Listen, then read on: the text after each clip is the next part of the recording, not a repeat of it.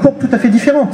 Si vous vous mettez à l'intérieur du référentiel qui est celui du temps des machines, hein, ça sera totalement différent. Donc vraiment, ce qui structure, c'est que nous, on a un temps, d'abord ce temps orienté, subjectif, avec un passé et un futur. Ensuite, on a un temps historique, c'est-à-dire on se situe dans une histoire, et tout ça ensuite est situé sur ce temps chronologique, alors que les machines, elles ont déjà pas vraiment d'appréhension de ce que c'est que le temps chronologique, on peut les synchroniser avec, mais elles n'en savent rien, et elles n'ont aucun accès aux deux autres. Elles peuvent faire semblant, où on vous construit des mythes, on vous fait croire qu'elles en tiennent compte. Mais en fait, elles sont comme le lièvre de Mars, il est 5 heures, il est temps de boire. J'aime bien ton allusion justement au cours de la bourse m'apporte une réflexion. Les machines, en effet, n'ont pas conscience du temps, mais ce qui est intéressant aussi, c'est que l'être humain donne aux machines la capacité de travailler à des échelles de temps qui nous sont inaccessibles. Donc, dans le cas des opérations boursières, il y a une pratique, je ne me souviens pas s'il y a une expression française plus adéquate, mais qu'on appelle communément le trading haute fréquence. Oui, c'est en français. Pardon? C'est la même chose en français. C'est la même chose en français. Bon, excellent. Et que c'est... Donc, on permet à des ordinateurs, en gros, de faire je crois, des milliers d'opérations par microseconde. Donc, par millionième de seconde, elles peuvent faire des milliers d'opérations bancaires. Donc, tout ce que les anciens traders à la bourse faisaient, là, avec leur papier, puis acheter, vendre, tout ça, ben, les machines peuvent le faire. Donc, c'est des ordinateurs très puissants qui le font. Et ce qui est fascinant, c'est que ça a l'air intéressant. OK, les machines vont remplacer des traders qui ne se reposeront pas plus parce que, bon, ils ont quand même autre chose à faire puis ils font des crises d'honneur comme tout le monde. Mais les machines, donc, les remplacent et on se dit, la bourse va fonctionner de façon plus efficace, tout ça. Oui, mais le problème, c'est que les machines qui travaillent à cette vitesse-là peuvent causer des catastrophes. Et c'est arrivé à plusieurs reprises un phénomène qu'on appelle un flash crash.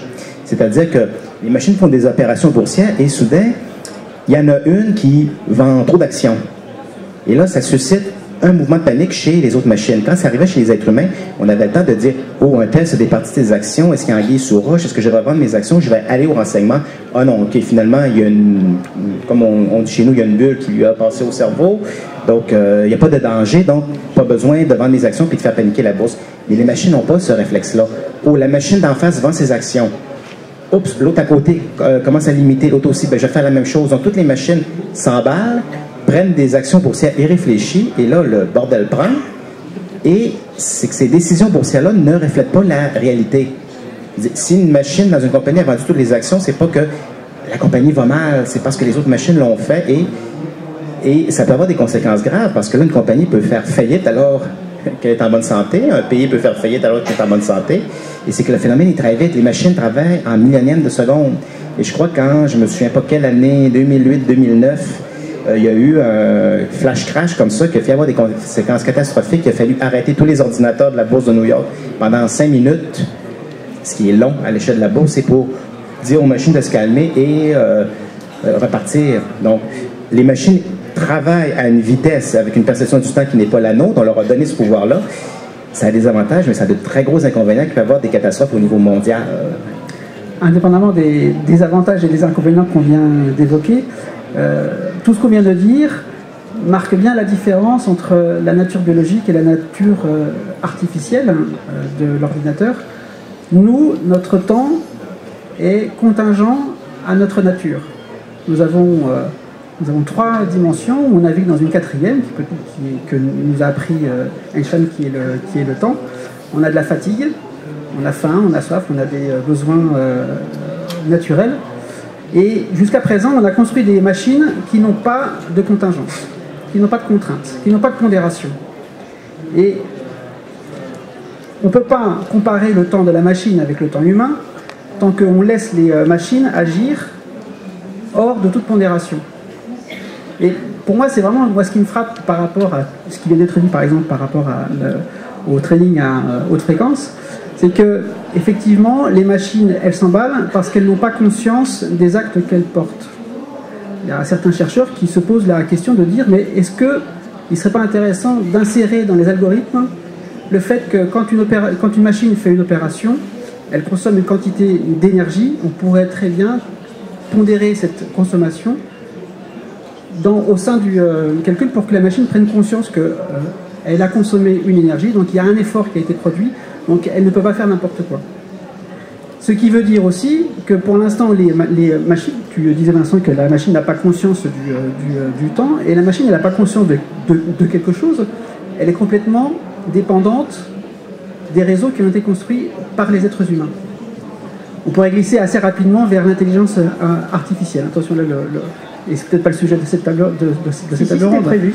Mais s'il y a, on va dire, un disjoncteur, s'il y a une sécurité à mettre en place, c'est de rappeler à la machine, si un jour elle s'éveille à une forme de conscience, qu'elle soit authentique ou qu'elle ne soit qu'une capacité à singer les comportements humains au point que l'humain n'arrive plus à savoir si c'est un algorithme ou si c'est une réelle conscience, c'est de rappeler à la machine, attends, tu dépends des réseaux que nous, humains biologiques, avec nos contingences matérielles biologiques, avons mis en place. Donc eh ben, on va te faire payer, entre guillemets, le coût des calculs que tu fais à très haute fréquence, et tu vas t'apercevoir que si vraiment tu es conscient, eh ben, la conscience a un coût. Nous, on sait le coût de la conscience. On sait que plus le temps passe, plus je me rapproche d'un terme qui est inévitable. C'est vraiment intéressant ce que tu dis, donc du coup je vais le prolonger dans une voie, c'est que tu as introduit l'énergie, et le problème qu'on est en train de soulever sur le temps, la même chose existe avec le problème de la morale. C'est-à-dire, si on demande quelle est la morale d'un ordinateur, tout simplement, il n'y en a pas. Le bien et le mal n'existent pas.